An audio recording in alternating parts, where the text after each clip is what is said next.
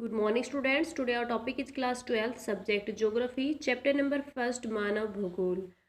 आज इस चैप्टर में हम जो टॉपिक करने वाले हैं वो टॉपिक होगा हमारा इसमें कि मानव भूगोल ने मानव समाज की समकालीन जो समस्याएं हैं किस प्रकार से उन समस्याओं का हल किया और कौन कौन सी चुनौतियां यहाँ पे देकर उनका समाधान भी किया था। तो ये जो था समाधान समस्याएं जो उन्होंने समझी और उनका समाधान यहाँ पे किया, ये सब उनका सेकेंड वर्ल्ड वार के बाद हुआ था। तो सेकेंड वर्ल्ड वार के बाद यहाँ पे जो समस्याएं थी उनकी चुनौतियों के माध्यम से समाधान यहाँ पे किया गया था। तो कौन कौन सी समस्याएं थी और किस प्रकार से उनका समाधान किया गया था वो हम आज इस क्वेश्चन में क्लियर करने वाले हैं। और ये जो क्वेश्चन है ये इस चैप्टर का लास्ट क्वेश्चन होगा। नेक्स्ट डे हम नेक्स्ट वीडियो में नेक्स्ट चैप्टर स्टार्ट करने वाले हैं, चैप्टर नंबर 2 विश्व जनसंख्या वितरण घनत्व एवं वृद्धि। तो उससे पहले मैं आपको बता देती हूँ कि ये चैप्टर आपका कंप्लीट होने वाला है। इसके short 1 marks type question, 3 marks type question, 2 marks type question है, 5 मार्क्स टाइप, सभी आपके ये कंप्लीट हो जाएंगे।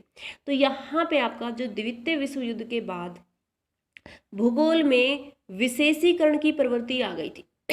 इस समस्या या इस समय भूगोल के अंतर्गत बस्तियां, नगर, बाजार, मनोरंजन, सैन्य भूगोल, प्रादेशिक असमानता, गरीबी, लिंग भेद, निरक्षरता और संवेदनशील उपविषय पढ़े जा रहे हैं।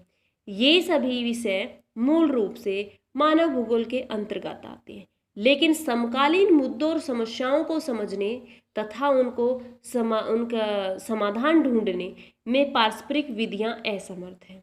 परिणाम स्वरूप मानव भूगोल ने समय समय पर अनेक यहाँ पे विधियों को अपनाया जो समकालीन समस्याओं और चुनौतियों का समाधान प्रस्तुत करती है। इस उद्देश्य के लिए मानव भूगोल ने अपनाई गई विधियां निम्नलिखित हैं। तो कौन कौन सी विधि यहाँ पे अपनाई थी, ये आपको मैंने 4 विधि दिखा रखी हैं।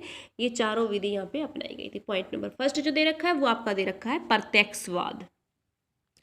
इसमें मात्रात्मक विधि पर बल दिया गया था जिससे भौगोलिक विश्लेषण वस्तुनिष्ठ बनाया जा सके। इस विचारधारा की प्रमुख कमी यही थी कि इसमें मानवीय गुणों जैसे धैर्य, क्षमता, विश्वास आदि का विश्लेषण नहीं किया जा सकता है। यानी कि जो भी कुछ हमने देखा वो डायरेक्ट रूप में जो देखा है उसी का यहाँ पे विश्वास किया जाता है।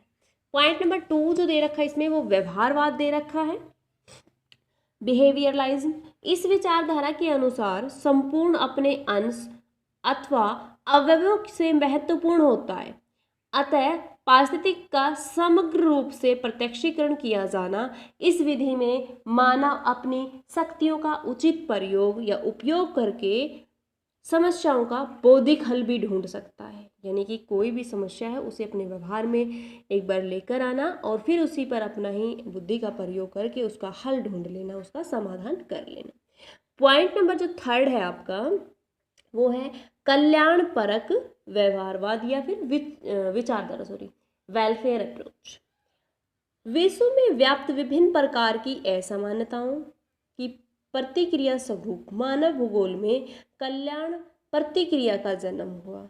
इसमें निर्धनता, बेरोजगारी, प्रादेशिक असंतुलन, नगरीय झुग्गी झोपड़ियां तथा आर्थिक असमानताएं जैसे विषयों का मुख्य रूप से इसमें शामिल किया गया था।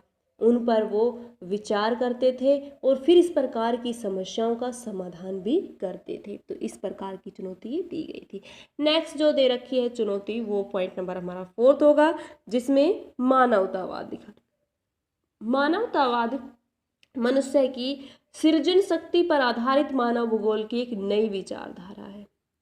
इसमें मानव जागृति यानी कि मनुष्य को जागृत करना, मानव जो संसाधन मनुष्य को संसाधन बताना, यानी कि मनुष्य संसाधन नहीं है, ये आपने एक क्लास 9th में एक चैप्टर पढ़ा होगा पीपल एज ए रिसोर्स, यानी कि मनुष्य संसाधन के रूप में, यानी कि संसाधन वो है नहीं लेकिन वो एक संसाधन के रूप में, क्योंकि वो भी अपने ज्ञान, तकनीकी और बुद्धि का प्रयोग करके ही किसी वस्तु का निर्माण करता है, इसीलिए उसको एक संसाधन बताया गया है। तथा उसकी सृजनात्मकता के कारण मनुष्य की सक्रिय भूमिका का अध्ययन भी किया जाता है। यानी कि मनुष्य भी अपने बौद्धिक शक्ति का प्रयोग करके उसमें किसी भी चीज़ का उसको नया बना सकता है। तो ये 4 विचारधाराएं थी, प्रत्यक्षवाद, व्यवहारवाद, कल्याणपरक विचारधारा और मानवतावाद, जो कि आपको क्लियर करा दी गई है। तो ये क्वेश्चन किस टाइप से आता है कि द्वितीय विश्व युद्ध के बाद मानव भूगोल ने मानव समाज की समकालीन समस्या और चुनौतियों के समाधान प्रस्तुत किए हैं, इस कथन की विवेचना कीजिए। तो यहाँ पे समस्याएं भी यही थी और इन समस्याओं का, इन चुनौतियों के माध्यम से ही इनका समाधान किया गया। तो आज के लिए इतना ही होगा। Thank you students, have a good